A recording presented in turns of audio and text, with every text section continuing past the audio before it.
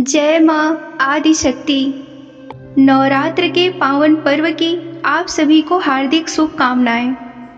यह 9 दिनों का उत्सव शक्ति और भक्ति का संगम है, जब हम माँ दुर्गा के 9 दिव्य रूपों की आराधना करते हैं। आज हम बात करेंगे माँ दुर्गा के प्रथम स्वरूप माता शैलपुत्री की, जो स्थिरता, शक्ति और पवित्रता का प्रतीक है। आइए जानते हैं उनकी उस अद्भुत कथा को जिसने उन्हें यह नाम दिया।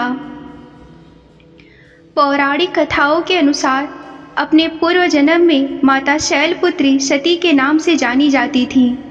वे प्रजापति दक्ष की पुत्री थी और उनका विवाह देवाधिदेव महादेव भगवान शंकर से हुआ था। राजा दक्ष अपनी पुत्री सती से बहुत प्रेम करते थे, लेकिन भगवान शिव को वे अपना दामाद स्वीकार नहीं कर पा रहे थे, क्योंकि शिव का रहन सहन उन्हें पसंद नहीं था। एक बार प्रजापति दक्ष ने एक विशाल यज्ञ का आयोजन किया।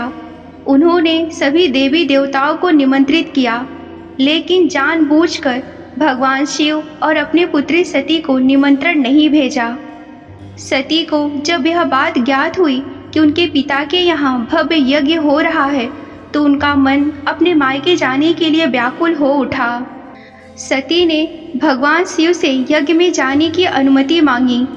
भगवान शिव ने उन्हें समझाया कि बिना निमंत्रण के वहां जाना उचित नहीं और इससे अपमान हो सकता है, परंतु सती अपने माता पिता और अपने बहनों से मिलने की तीव्र इच्छा से भरी थी।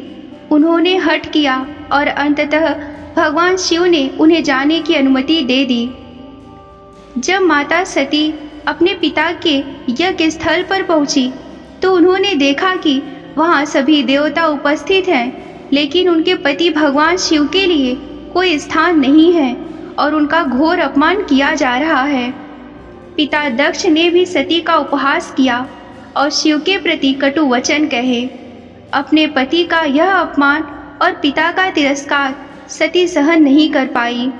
क्रोध और ग्लानि से भरकर उन्होंने उसे यज्ञ कुंड में कूदकर अपने शरीर को भस्म कर दिया। जब भगवान शिव को सती के आत्मदाह का समाचार मिला, तो वे अत्यंत क्रोधित हो उठे। उन्होंने अपने गढ़ वीरभद्र को दक्ष के यज्ञ का विध्वंस करने का आदेश दिया। वीरभद्र ने दक्ष के यज्ञ को तहस नहस कर दिया और दक्ष के सिर को धड़ से अलग कर दिया। यही सती अगले जन्म में पर्वतराज हिमालय की पुत्री के रूप में अवतरित हुई। पर्वत को शैल भी कहा जाता है और पर्वतराज हिमालय की पुत्री होने के कारण वे शैलपुत्री कहलाईं। उनका जन्म शिलाओं में हुआ, इसीलिए उन्हें शैलपुत्री नाम मिला। माता शैलपुत्री वृषभ पर सवार होती हैं। उनके दाहिने हाथ में त्रिशूल और बाएं हाथ में कमल सुशोभित रहता है। माता शैलपुत्री ने कठोर तपस्या कर पुनः भगवान शिव को अपने पति के रूप में प्राप्त किया। वे 9 दुर्गाओं में प्रथम हैं और इनकी उपासना से व्यक्ति को स्थिरता, शक्ति और आत्मविश्वास की प्राप्ति होती है। यह कथा हमें यह भी सिखाती है कि सत्य और सम्मान के लिए किया गया त्याग कभी व्यर्थ नहीं जाता। तो यह थी माता शैलपुत्री की पावन कथा। नवरात्र के पहले दिन इनकी पूजा अर्चना करने से भक्तों को मनोवांछित फल प्राप्त होती है और जीवन में आने वाली सारी बाधाएं दूर होती हैं। जय माता शैलपुत्री। अगले दिन हम बात करेंगे माँ दुर्गा के द्वितीय स्वरूप माता ब्रह्मचारिणी के लिए। तब तक के लिए भक्ति और आनंद से परिपूर्ण रहे। धन्यवाद।